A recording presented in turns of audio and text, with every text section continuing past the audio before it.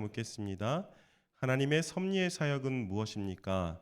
하나님의 섭리의 사역은 그의 모든 피조물들과 그 모든 행동들을 그의 지극하신 거룩함과 지혜와 능력으로 보존하시며 다스리는 것입니다. 아멘. 우리 하나님께 예배드리며 찬송하며 나아가도록 하겠습니다.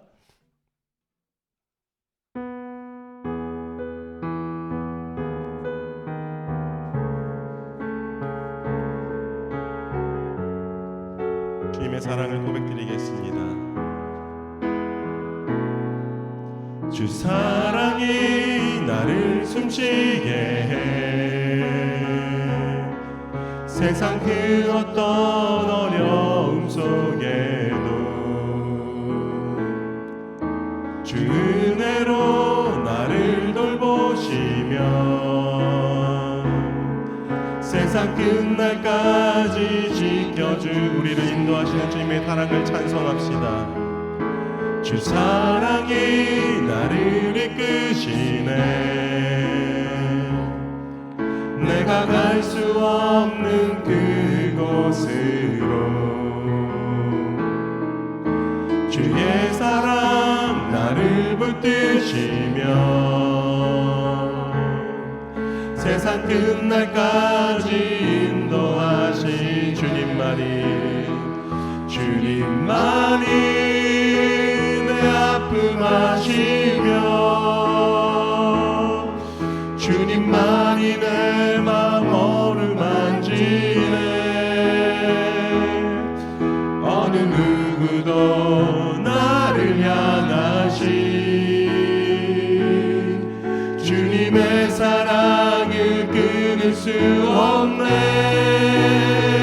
주님만이 내 능력이시며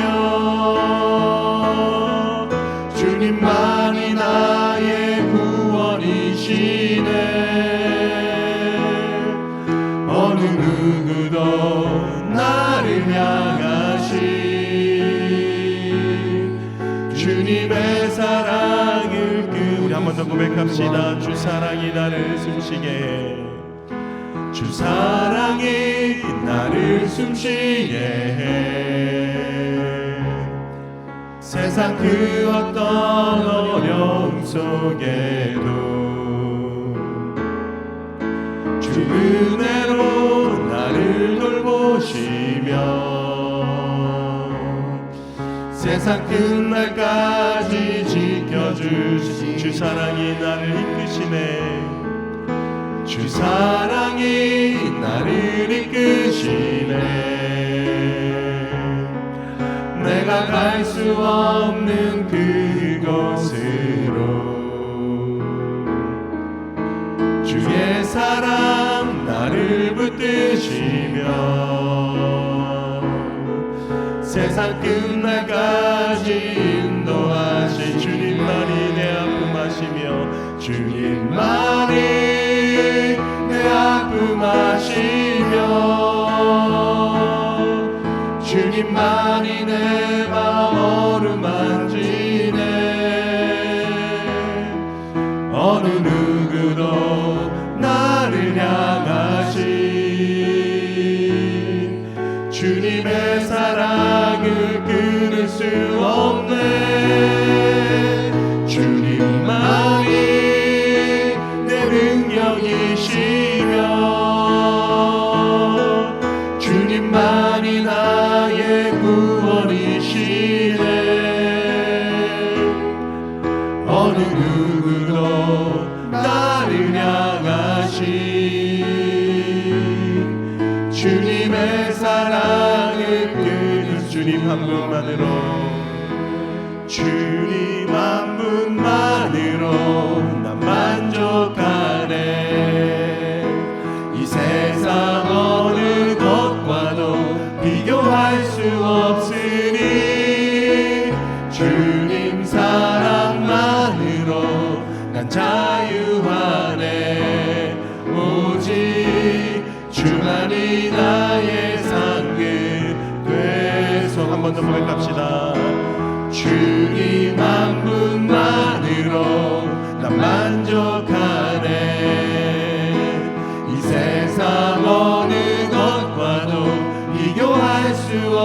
없으니 주님 사랑만으로 난 자유하네. 오직 주만이 나의 상급, 주님 한 분만으로 난 만족하네.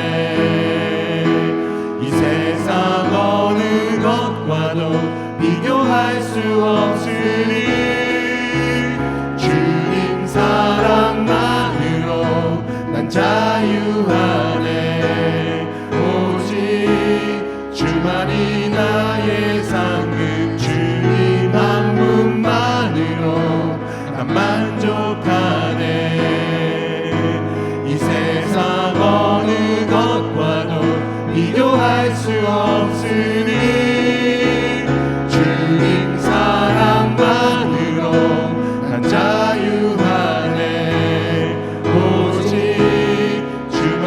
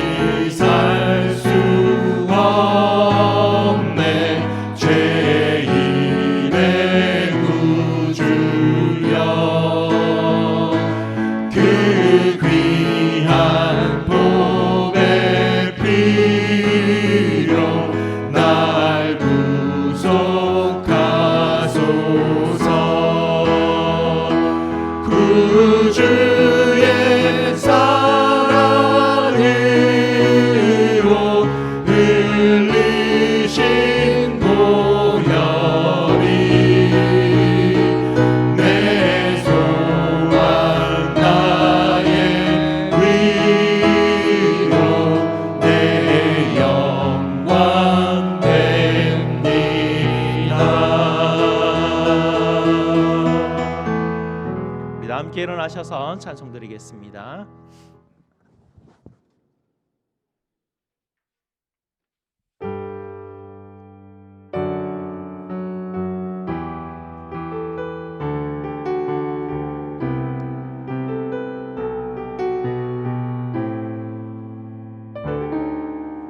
우리 모두 예배하는 자 되어 온전히 영과 진리로 주를 예배하자. 주가 우리와 함께 영원히 함께 하시고 마르지 않는 샘물로 우리 모두 예배하는 자 되어 모두 예배하는 자 되어 온전히 영과 진리로 주를 예배하자.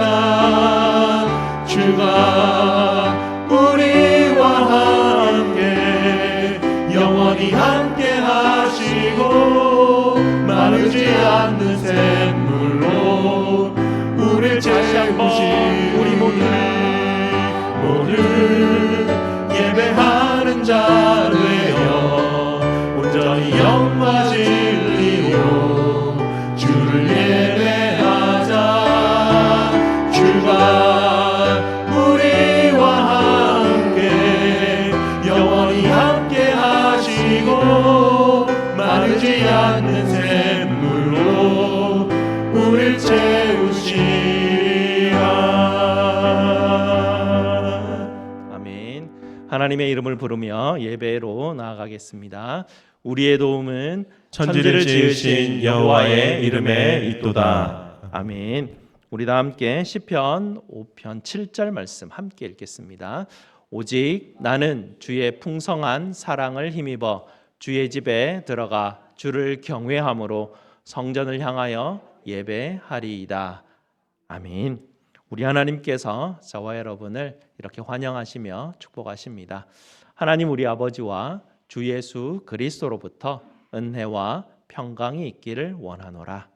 아멘. 우리 다 함께 찬송 21장으로 하나님께 찬송 드리겠습니다.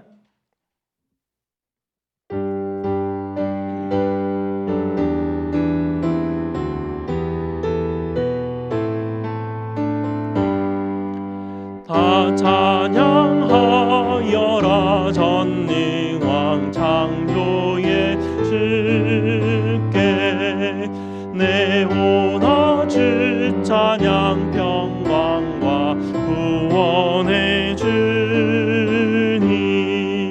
성도들아 주 앞에 이제 나와 즐겁게 찬양하여라. 다 찬양하여라 놀라운 만유의 주께 포근한 날개 밑을 품어주시는 주님 성도들아 주님의 뜻 안에서 네 소원 다 이루리라. 다 찬양하여라 온몸과 마음을 바쳐 이 세상 만물이 주 앞에 다 나와 찬양 성도들아 기쁘게 소리 높여 영원히 찬양하여라.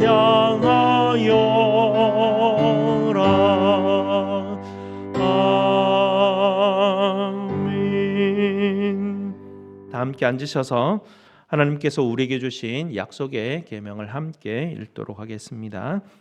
하나님이 이 모든 말씀으로 말씀하여 이르시되 나는 너를 애굽 땅 종되었던 집에서 인도하여낸 네 하나님 여호와니라.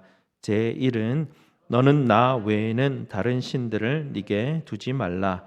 제2는 너를 위하여 새긴 우상을 만들지 말고 또 위로 하늘에 있는 것이나 아래로 땅에 있는 것이나 땅 아래 물속에 있는 것의 어떤 형상도 만들지 말며 그것들에게 절하지 말며 그것들을 섬기지 말라. 제3은 너는 네 하나님 여호와의 이름을 망령되게 부르지 말라. 제4는 안식일을 기억하여 거룩하게 지키라. 제5는 네 부모를 공경하라. 제6은 살인하지 말라. 제7은 간음하지 말라. 제8은 도둑질하지 말라.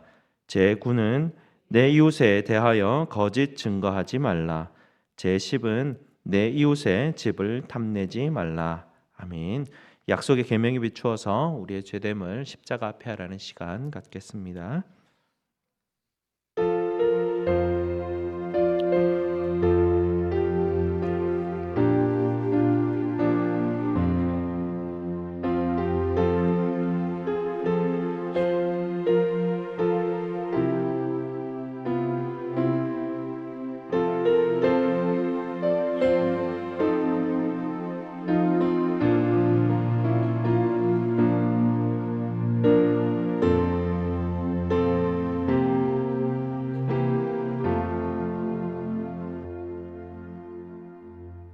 아버지 하나님 감사합니다.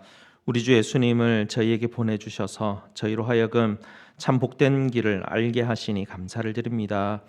우리 주님께서는 저희들을 향하여서 영적으로 파산한 자가 복되다 하셨음에도 불구하고 우리는 영적으로 파산한 자라고 자처하기보다는 오히려 영적으로 더 경건한 사람인 채 하나님 나의 의를 주장하며 이 땅에 있는 풍요로움 속에서 행복을 찾아 저희는 살아가고 있습니다. 아버지 하나님, 저희를 불쌍히 여겨주셔서 오늘도 하나님 우리가 얼마나 영적으로 파산한 자들인지를 깨닫게 하셔서 하나님의 나라를 발견할 수 있도록 주님 도와주시옵소서. 하나님 오늘도 십자가에 달리신 주님만 바라보기를 원하오니 저희에게 은혜 베풀어 주시옵소서. 우리 구주 예수 그리스도 이름으로 기도드리옵나이다. 아멘. 우리 구주 예수님께서 저와 여러분에게 예레미야 31장 34절 말씀으로 복음의 확신을 주십니다. 내가 그들의 악행을 사하고 다시는 그 죄를 기억하지 아니하리라. 여호와의 말씀이니라. 아멘. 이 복음의 말씀을 믿으심으로 기쁨으로 계속해서 예배드리시기 바랍니다. 성기돈 장로님 예배 위에서 기도 인도해 주시겠습니다. 사랑의 하나님 아버지 감사합니다. 저희들의 죄와 허물로 인하여 사망의 길로 어둠의 길로 나아갈 수밖에 없는 저희들을 예수 그리스도의 십자가의 보혈로 구원하여 주신 은혜에 깊은 감사를 드립니다. 이 땅에 아무 소망 없이 살아갈 수밖에 없는 죄인들을 영원하신 하나님의 나라를 소망하는 가장 복되고 아름다운 자들로 세워주신 은혜에 감사를 드립니다. 가장 높은 자리를 내려놓으시고 죄인들이 가득한 세상 가운데 연약한 아기 양으로 내려오셔서 십자가에 못 박혀 죽으시기까지 저희들을 사랑하여 주신 예수님 감사합니다.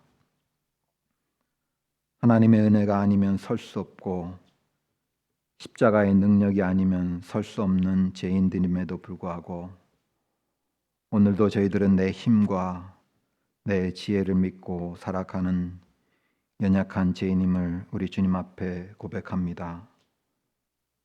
우리 하나님 아버지께서 셀 수 없는 수많은 은혜를 부어주셨음에도 불구하고 그 모든 은혜를 다 잊어버리고 오늘도 하나님 앞에 범죄하며 내 마음과 내 뜻대로 살아가고 있음을 우리 주님 앞에 고백합니다. 이 시간 저희들이 지은 모든 죄와 허물들을 예수 그리스도의 십자가의 보혈로 깨끗게 하여 주시옵소서. 오늘 이 시간에도 참된 예배자를 찾으시는 우리 하나님 아버지, 저희 믿음의 공동체에 속한 모든 지체들이 하나님께서 찾으시고 하나님 마음에 합한 예배자가 되기를 간절히 소원합니다.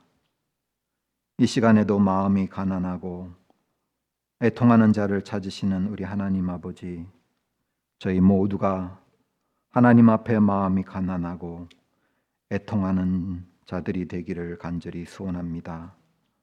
오래 참고 온유하며 교만하지 않으며 악한 것들을 생각하지 않고 진리와 함께 기뻐하는 자를 찾으시는 하나님 아버지, 저희 모두가 예수 그리스도의 마음을 본받아 그 사랑을 실천하는 자가 되기를 간절히 소원합니다.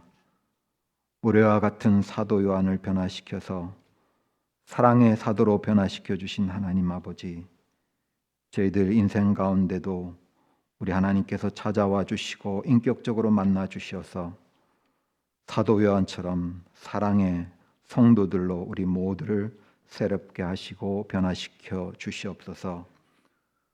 우리 교회와 우리 이웃 가운데 육신의 질병들, 또 마음의 아픔들, 우리 상처들로 인하여 고통 가운데 신많은 당신의 사랑하는 자녀들의 간절한 기도 가운데 지금 이 시간 우리 하나님 응답하여 주시옵소서.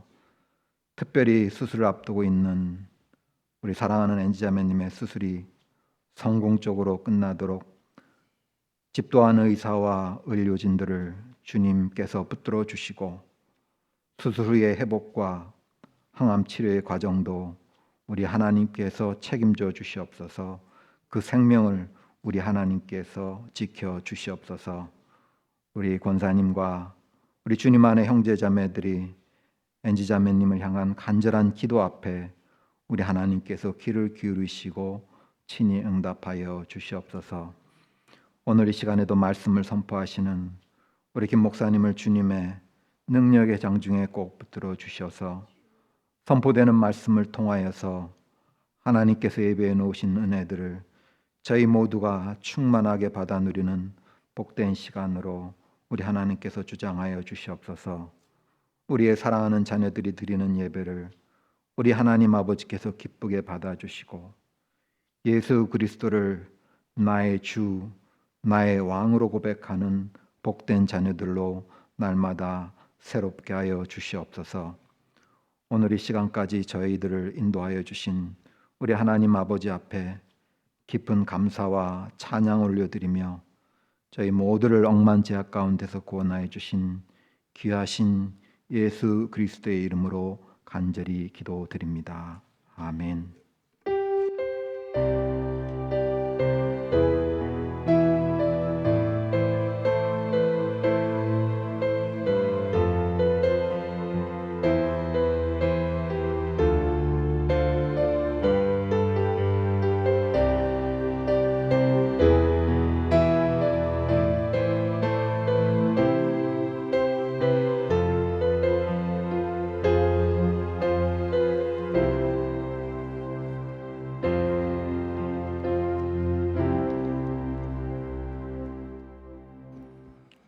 네, 오늘 찬양은 베드로회 회원들께서 나오셔서 찬양해 주시겠습니다.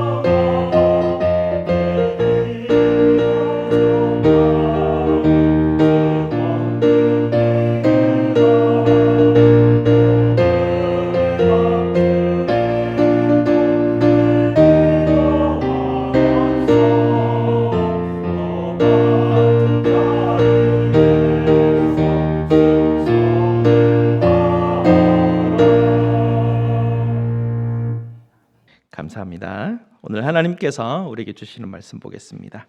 하나님 말씀 마태복음 5장 4절 말씀입니다. 제가 가진 신약 성경 5페이지입니다. 신약 성경 한 두세 장 넘기면 마태복음 5장 4절 말씀입니다.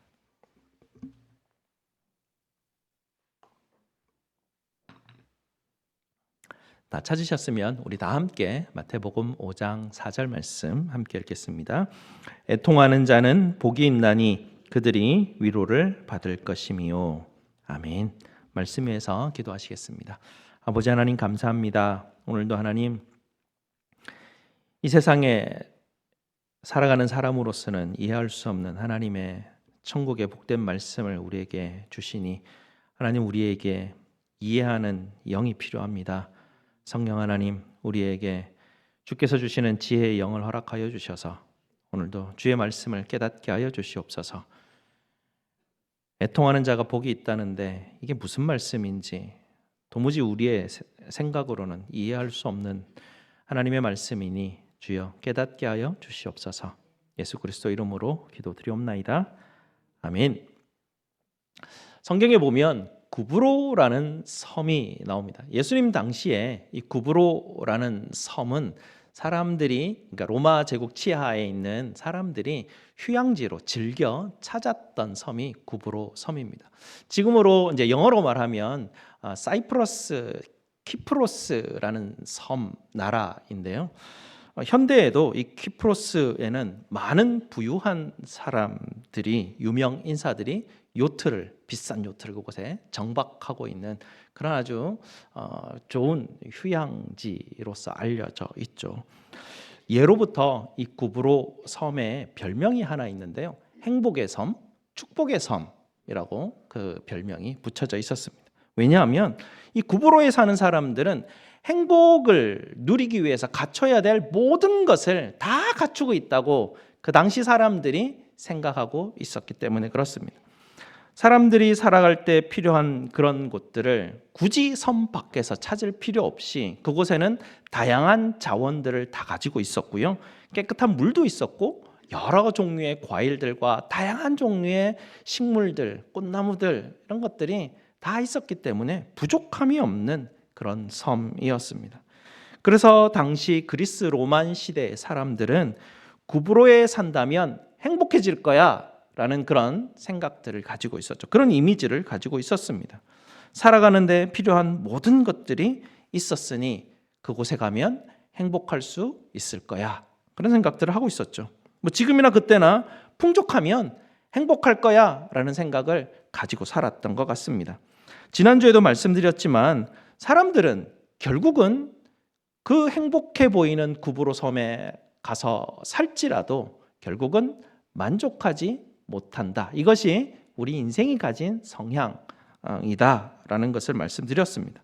왜냐하면 어디에 살든지 얼마나 많이 가지고 있든지 우리는 결국 다른 곳을 향해서 만족하지 못하고 좀 더 넓은 것, 좀 더 큰 것, 그것을 우리는 보기 때문에 그렇죠. 좋은 집에 이사 가서 우리가 몇 년 살다 보면 또 더 큰 집이 좋아 보이기도 하고 또 뒤에 좀 마당에 정원을 이쁘게 꾸며놓은 그런 집에 가보면 나도 저런 정원이 있는 집에 가면 좋겠다. 더 큰 마당이 있으면 좋겠다. 좋은 차를 운전하고 있지만 또 더 좋은 차를 운전하고 있는 사람들을 보면 나도 저런 차를 몰면 좋겠다. 그런 생각들을 우리가 하게 되죠. 더 나은 곳에서 일을 하는 일터에서도 좀 더 나은 것, 좀 더 좋은 것, 더 많은 연봉을 주는 데나 베네핏이나 휴가가 더 좋은 것들이 보장되는 곳에서 우리는 일하기를 원합니다.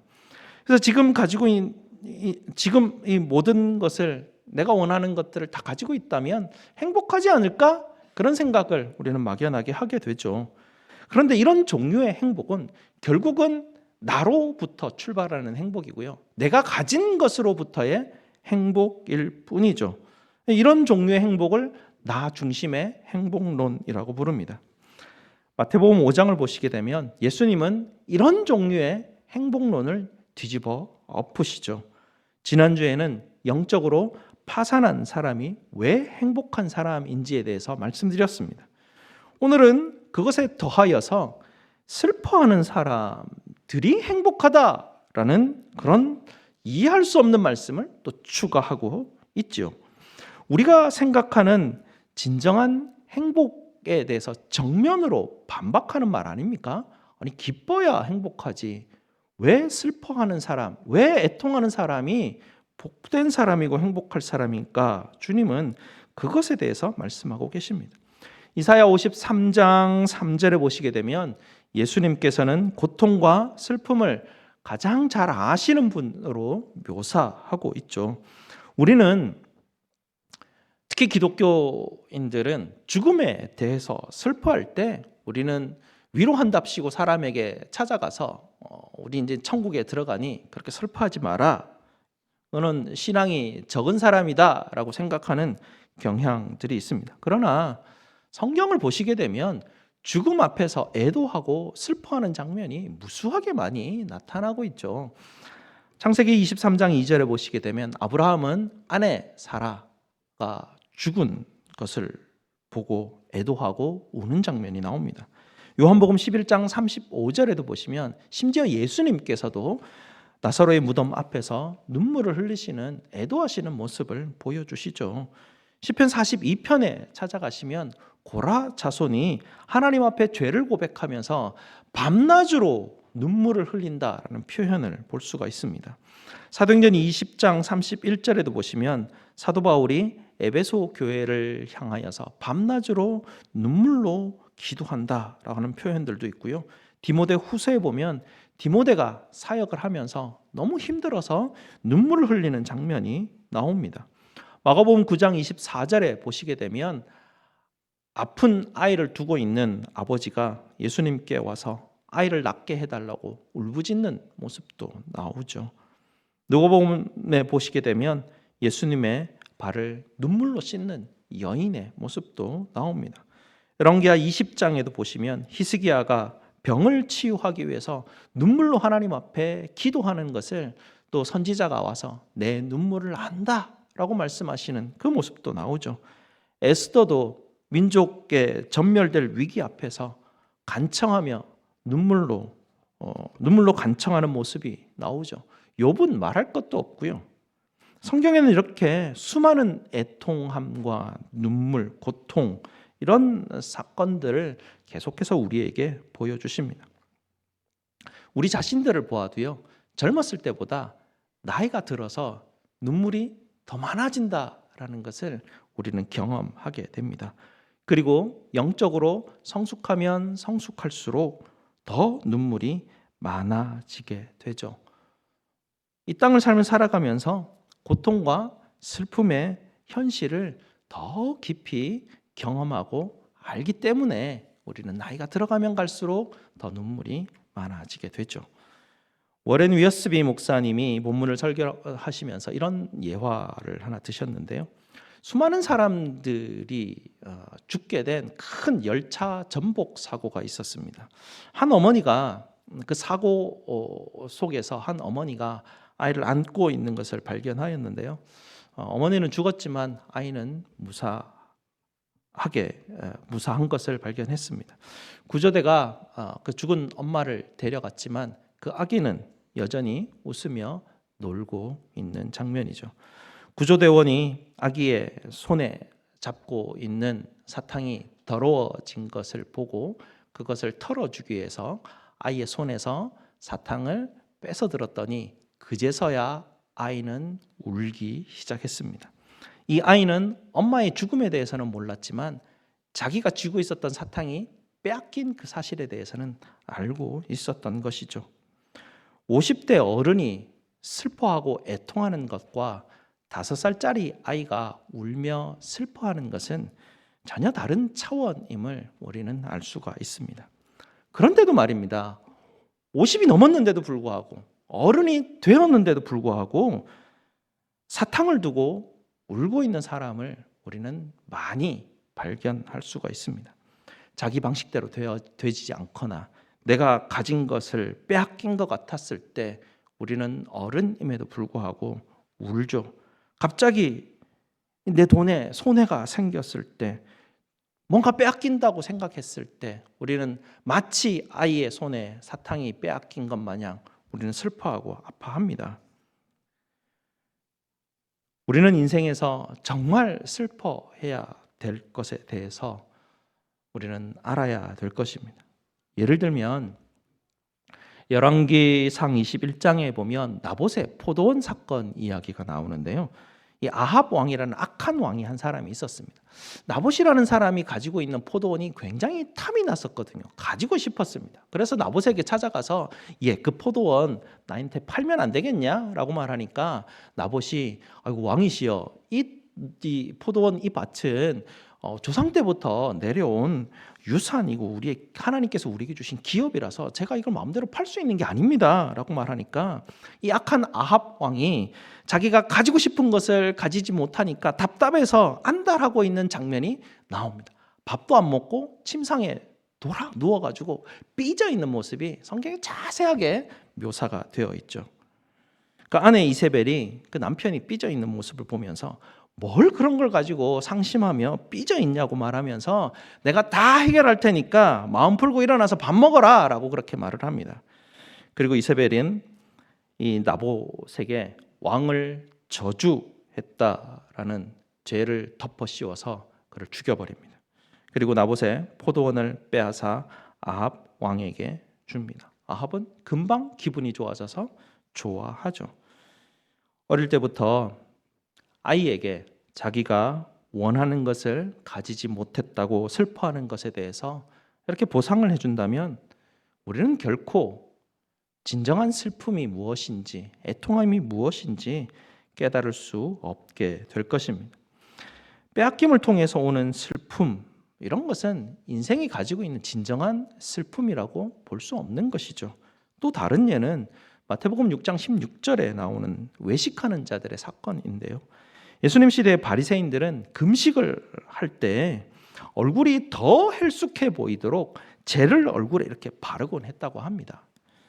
이 사람들이 그런 모습을 보면서 자기들을 연민해하고 저 사람들은 정말 경건하구나, 금식으로 그렇게 기도하는 사람들이구나 라고 슬픔을 거짓으로 가장했던 사람들이죠. 다른 사람들에게 보이기 위해서 눈물을 흘리는 사람들, 이런 것도 이 땅에서 우리가 봐야 될 진정한 애통함, 슬픔도 아니죠. 또 다른 예는 가룟 유다에게서 볼 수가 있습니다. 가룟 유다는 예수님을 팔아 넘기고 난 이후에 죄책감으로 인해서 우울하고 슬픔 가운데, 절망 가운데 빠져들었는데요. 갑자기 그 슬픔과 절망 때문에 스스로 목숨을 끊어버립니다. 이런 종류의 슬픔도 진정한 슬픔이라고 볼 수 없는 것이죠. 사도 바울은 이런 종류의 일들에 대해서 고린도후서 7장 10절에 이렇게 말씀합니다. 하나님의 뜻대로 하는 근심은 후회할 것이 없는 구원에 이르게 하는 회개를 이루는 것이요, 세상 근심은 사망을 이루는 것이니라. 다시 읽어드리면요, 하나님의 뜻대로 하는 근심이 있다는 것이죠. 하나님의 뜻대로 하는 근심, 애통, 슬픔은 후회할 것이 없는 구원에 이르게 하는 회개를 이루는 것이고, 세상의 근심, 애통, 사망, 가룟 유다와 같은 것들, 아합이 슬퍼했던 것들, 바리새인들이 슬퍼하는 것들, 그런 종류의 것들은 결국 사망에 이르게 한다는 것이죠. 저와 여러분은 언제까지 5살짜리 아이가 사탕을 빼앗기며 우는 정도에서 알 수 있는 그런 슬픔에 머물러 있으려 하십니까? 인생은 악함으로부터 오는 실존적인 인생의 고통이 있음을 우리는 알아야 합니다. 예수님은 행복으로 향하여 가는 길에서 인생의 진정한 고통이 무엇인지 이것을 모르고서야 행복으로는 갈 수 없다라는 것을 오늘 말씀을 통해서 가르쳐주고 계십니다. 예수님은 이 인생의 궁극적인 고통, 슬픔을 발견하게 될 때 그제서야 진정한 위로를 깨달을 수 있게 될 것이다. 그것이 인생이 가질 진정한 행복이다라고 말씀합니다.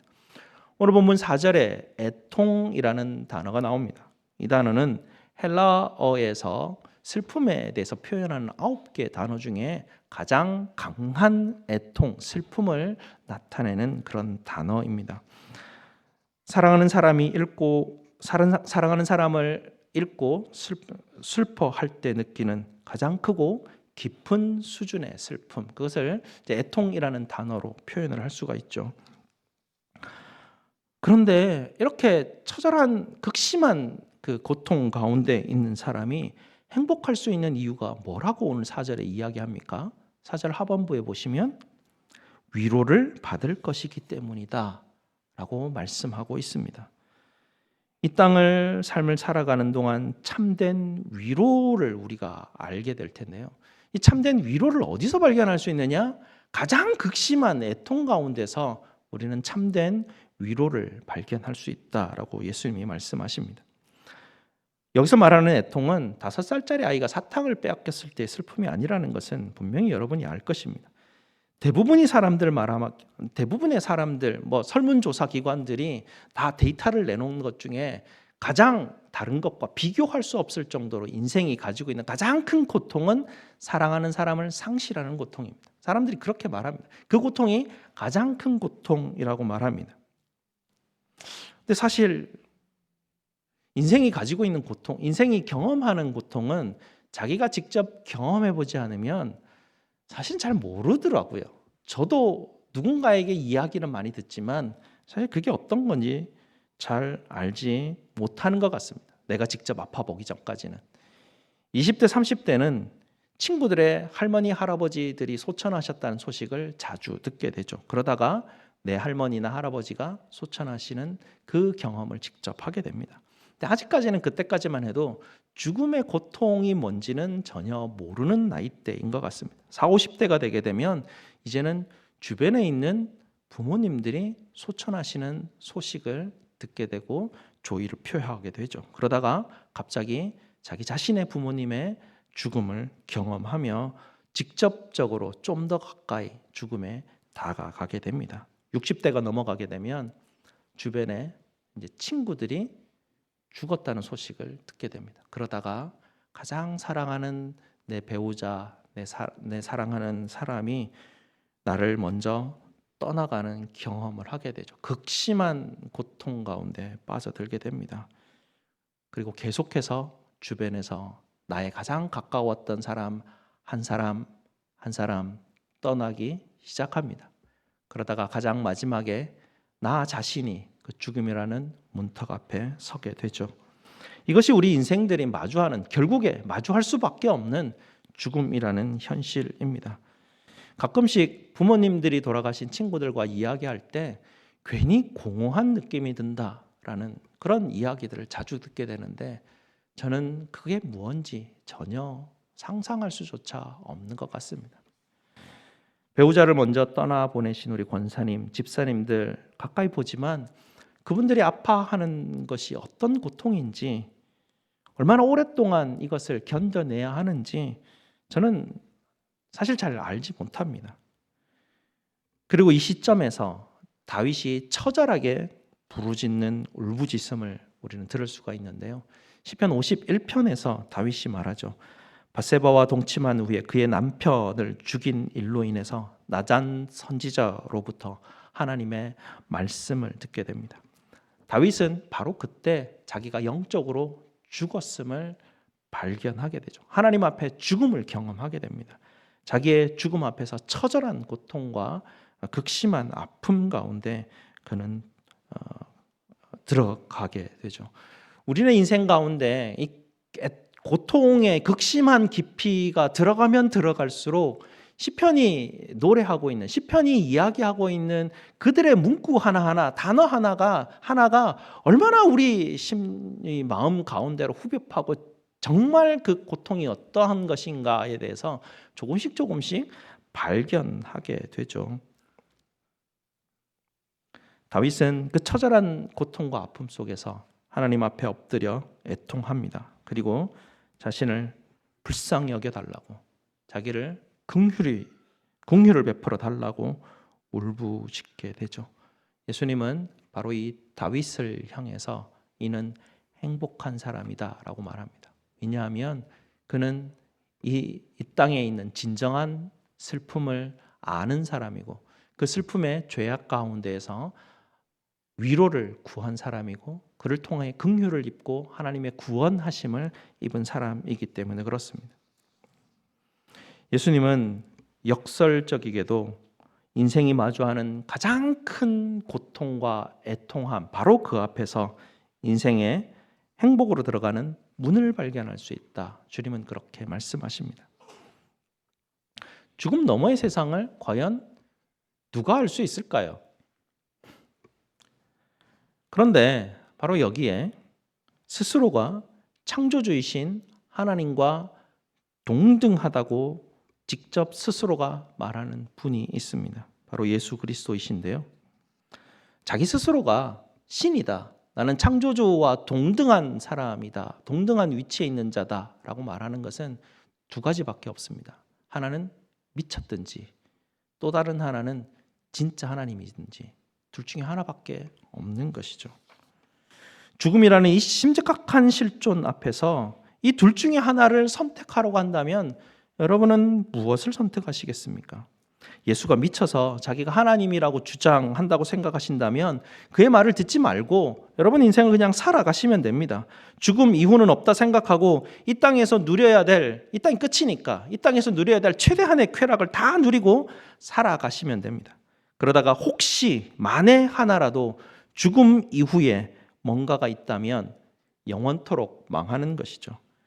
그러나 예수님이 스스로 주장하듯이 정말 그분께서 하나님과 동등된 분이시고 하나님이시라는 것을 믿는다면 그분의 말에 귀를 한번 기울여 보시기 바랍니다.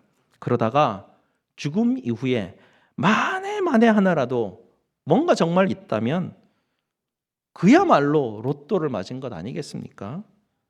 철학자 파스칼은 수학자이기도 합니다. 굉장히 뛰어난 수학자입니다. 이 사람이 도박에 비유해서 이렇게 말하는데요. 만에 하나라도 내가 죽음 앞에서 도박을 한다면 나는 창조주 하나님이 있다는 것에 걸겠습니다 라고 말합니다. 왜냐하면 지더라도 본전인데 만에 하나 죽고 난 다음에 창조주 하나님이 있다면 그 후에 나는 어떻게 할 것인가. 수학적으로 계산만 해봐도 너무나 쉽게 결정할 수 있는 일이죠.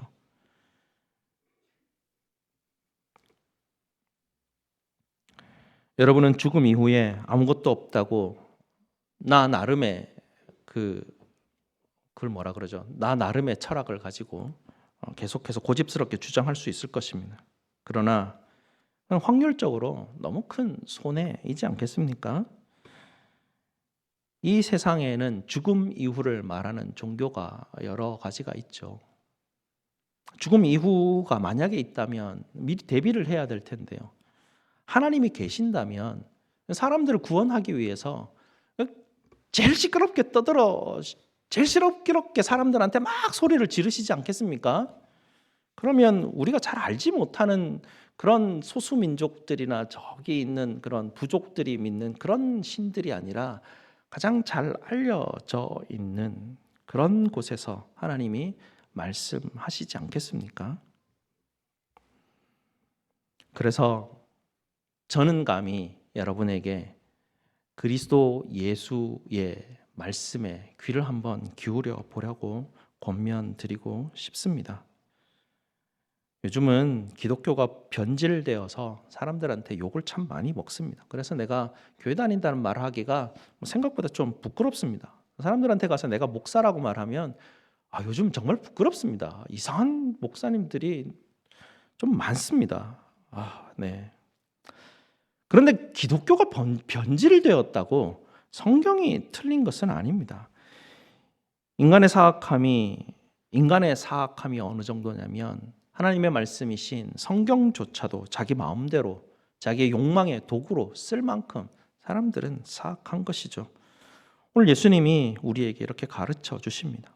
그리고 예수님은 직접 인간의 사악함이 어떤 것인지 십자가로 직접 보여주십니다. 그리고 자신의 최악의 이 사악함의 상징인 십자가에 매달려 죽으심으로 이 끔찍한 죽음에 마땅히 죽어야 될 우리 대신에 죽으셨다는 말씀을 우리에게 주십니다. 자신이 죄에 대해서 죽었으니 나에게로 오라. 내가 너희를 깨끗하게 해주시겠다. 주님은 말씀하십니다. 예수님은 성경에서 말씀하실 때 우리에게 설득하지 않으십니다. 특이하죠.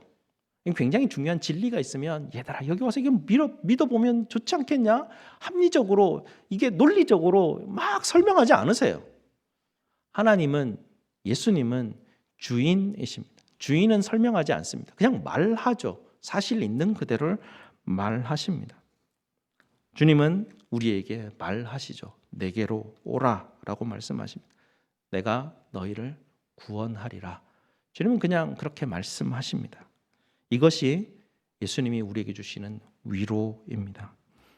저도 여러분에게 예수님을 믿도록 막 설득도 하고 싶고 매뉴얼도 만들고 싶고 막 공부, 막 제자 훈련 막 다 시키고 싶지만 뭐 그런다고 설득되어지는 일들이 아닌 것이 진리에 관한 말이죠. 그냥 예수님이 주신 말씀을 여러분에게 전달할 뿐입니다. 여러분들에게 선포할 뿐이죠.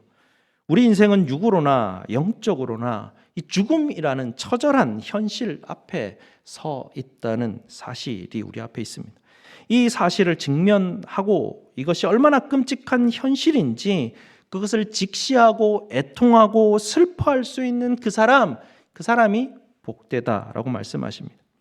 끔찍한 죄 앞에서 슬퍼하기 때문에 복된 것이 아닙니다. 용서받았기 때문에 복된 것이고 위로가 있기 때문에 복된 것이죠.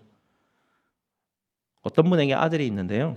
그 아들이 뒷마당에 있는 나무에 올라가고 있습니다. 이 나무에 이제 못으로 이렇게 박아가지고 사다리를 좀 짧은 사다리를 만들어 놓았었는데요. 아이가 이제 자주 그 나무 위를 타고 올라가서 위에서 놀곤 했습니다. 땅에서 한 2.5m, 한 8피트 정도 되는 높이의 나무인데요. 하루는 아이가 그 나무 가지를 이제 이걸 딛고 올라가다가 가장 마지막 부분에서 이 나무가 못이 빠지면서 미끄러져서 아이가 대롱대롱 매달려 있는 상태였습니다. 아버지가 그것을 보고 쫓아 뛰어나갑니다. 아이는 견디지 못하고요. 나무에서 이게 미끄러져서 떨어지는 그런 상황인데 튀어나온 못 때문에 아이가 막 얼굴도 그렇고 온몸에 막 다 찔리는 그런 상처를 받고 떨어졌습니다. 떨어지자마자 아이가 굉장히 깜짝 놀랐었는데 아버지가 뛰어오니까 아이도 일어나서 아버지를 향해서 가는데 아이가 이제 힘드니까 한번 넘어지면서 아버지한테 안기죠. 아버지는 이 아이가 태어나서 한 번도 못에 찔렸으니까요, 끓혔으니까요, 온몸이 흙 지나갔으니까 그 고통이 얼마나, 이 아이는 한 번도 느껴보지 못했던 그 고통이 어떤 것인지 아버지는 알기 때문에 아이를 꼭 안으면서 위로해 줍니다. 그리고 집으로 쫓아 들어가죠. 우리 하나님 아버지는 슬퍼하고 아파하는 여러분들을 향해서 어떻게 하실까요? 이 아버지보다 더하면 더했지 덜하지는 않으실 것입니다. 고린도후서 1장 3절에 보시면 하나님은 모든 위로의 하나님이십니다 라고 이렇게 기록하고 있습니다. 하나님은 모든 위로를 주시는 이 땅에 있는 어떤 아버지보다도 더 온전하신 우리 아버지이십니다. 그리고 예수님께서는 보혜사 성령님을 우리에게 보내주신다 약속하십니다. 보혜사 성령 하나님도 우리에게 위로를 주시는 분이시죠. 성령 하나님은 우리에게 소망을 주시고 힘을 주시고 용기를 주시는 분입니다. 요한계시록 21장 4절에 보시면 그날이 오기까지 우리의 모든 눈물을 닦아주시겠다라고 말씀하십니다. 주님은 우리를 슬프게 만드는 것들을 제거해 주시겠다 약속하지 않으셨습니다. 여전히 우리가 이 삶을 살아가는 동안 애통할 일이 참으로 많을 텐데 그때마다 우리에게 찾아오셔서 우리의 눈에서 흐르는 눈물을 늘 닦아주시겠다 약속해 주셨습니다. 주님 오실 때까지 우리 눈에 흐르는 눈물은 주님께서 닦아주실 것입니다. 그래서 주님은 우리를 향해서 너희는 행복한 사람이다 라고 말씀하시는 것입니다. 우리는 애통할 일이 많습니다. 그때마다 우리에게 위로함이 필요하죠. 우리의 눈물을 닦아주고 우리를 안아줄 아버지가 필요합니다. 그래서 우리는 행복한 사람들이죠.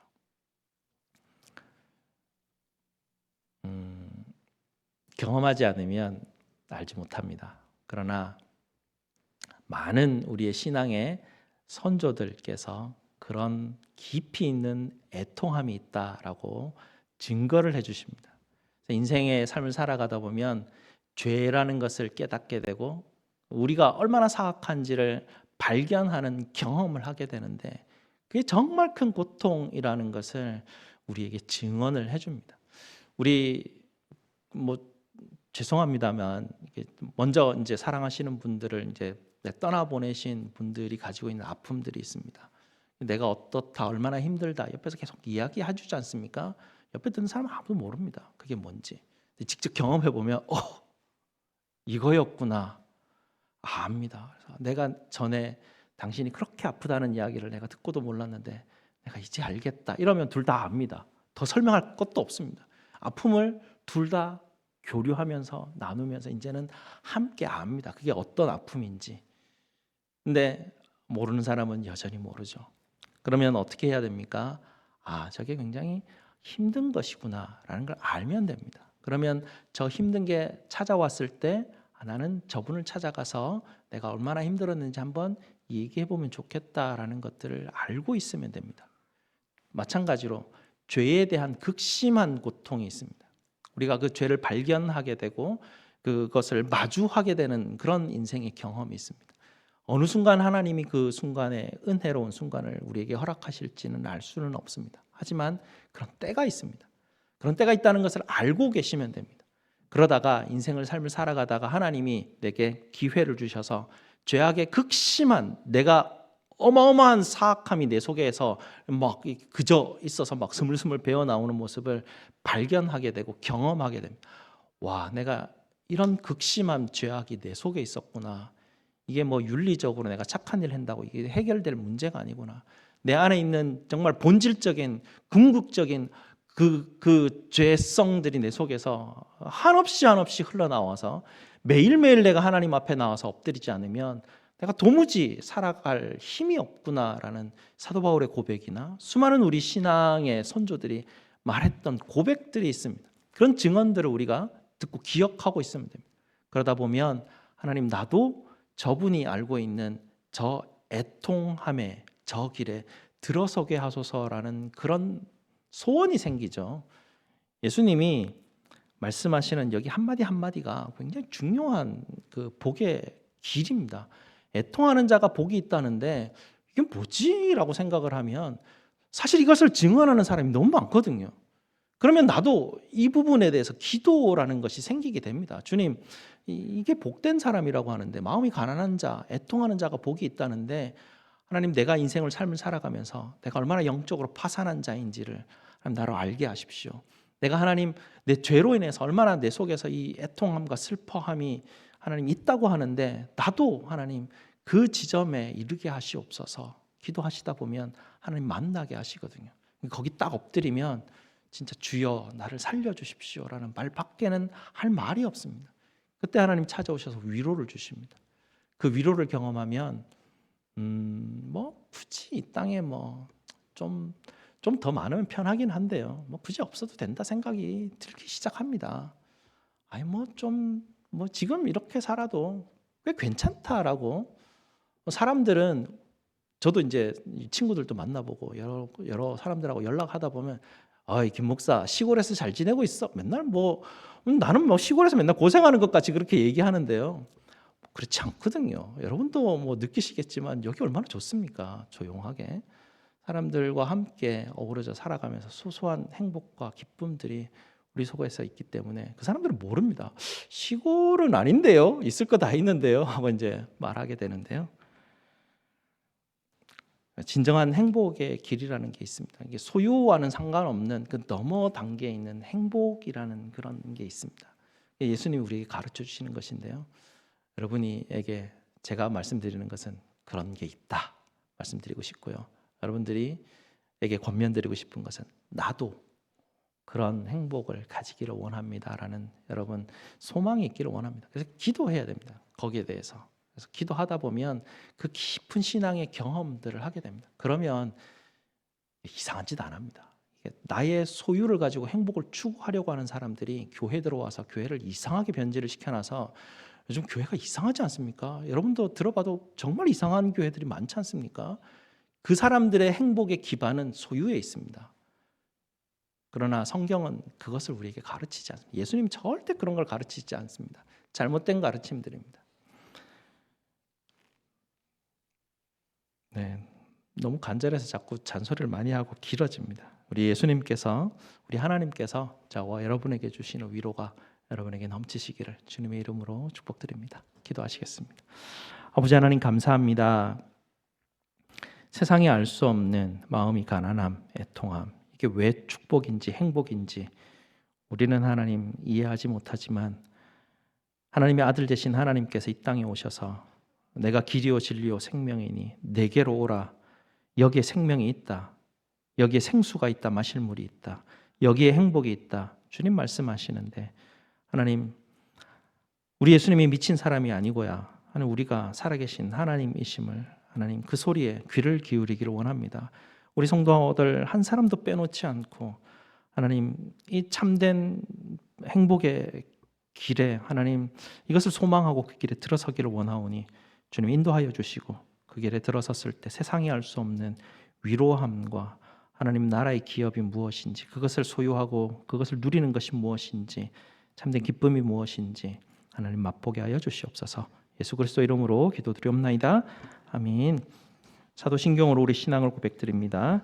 전능하사 천지를 만드신 하나님 아버지를 내가 믿사오며 그 외아들 우리 주 예수 그리스도를 믿사오니 이는 성령으로 잉태하사 동정녀 마리아에게 나시고 본디오 빌라도에게 고난을 받으사 십자가에 못 박혀 죽으시고 장사한 지 사흘 만에 죽은 자 가운데서 다시 살아나시며 하늘에 오르사 전능하신 하나님 우편에 앉아 계시다가 저리로서 산 자와 죽은 자를 심판하러 오시리라. 성령을 믿사오며 거룩한 공회와 성도가 서로 교통하는 것과 죄를 사하여 주시는 것과 몸이 다시 사는 것과 영원히 사는 것을 믿사옵나이다. 아멘. 다 함께 봉헌하시겠습니다.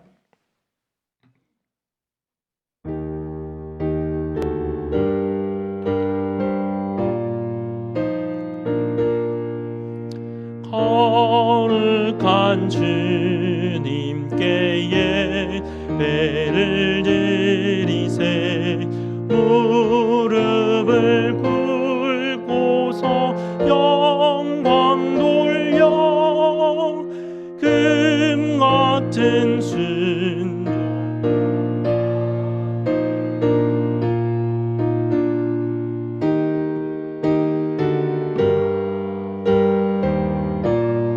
회하세 떨면서 바치는 이 작은 예물도 주님은 귀하게 받으시리. 어두운 밤 지나고 새 아침 맞으니 믿음과 소망을 늘 주시리. 아멘. 감사 제목 나누겠습니다. 주님 주신 은혜 감사를 드립니다. 하나님의 은혜 감사드립니다. 범사에 감사합니다. 범사에 감사합니다. 우리 하나님 앞에 감사 기도드리겠습니다. 사랑과 은혜가 풍성하신 우리 아버지 하나님 감사합니다. 모든 상황 가운데에서도 저희를 지켜주시고 선한 길로 인도하여 주시고 필요한 모든 것들을 공급하여 주시니 감사를 드립니다. 하나님, 시대가 불안하고 염려와 걱정이 많을 수밖에 없는 환경 가운데 있습니다. 그럼에도 불구하고 하나님의 성도들이 주님 앞에 나와 찬양하며 감사로 하나님 앞에 감사를 드리오니 주님 우리에게 찾아오셔서 참된 위로를 허락하여 주시고 하나님 이 어려운 시기들을 인내하며 주님께서 주시는 놀라운 은혜와 기쁨들을 누릴 수 있도록 주님 그 선한 길로 주님 인도하여 주시옵소서. 우리 성도들 이를 신뢰케 하여 주시고 염려와 두려움과 걱정 없이 하루하루 주님께 의지하며 살아갈 수 있도록 주님 도와주시옵소서. 오늘도 하나님께서 우리에게 공급하신 것들로 주님 앞에 헌물로 드리오니 10의 1을 드리고 감사와 주정헌금과 성교와 각종 예물로 주님 앞에 드리는 드림과 헌신들을 주님 받아 주시옵소서. 온전한 믿음으로 드리는 그 마음들을 주님께서 기억하여 주시옵소서. 이 한 주간도 주님께서 지켜주시고 보호하시고 필요한 것들 채워주실 줄 믿사오며 우리 주 예수 그리스도 이름으로 기도드리옵나이다. 아멘. 우리 다 함께 일어나셔서 예수 믿으세요. 함께 찬송드리겠습니다.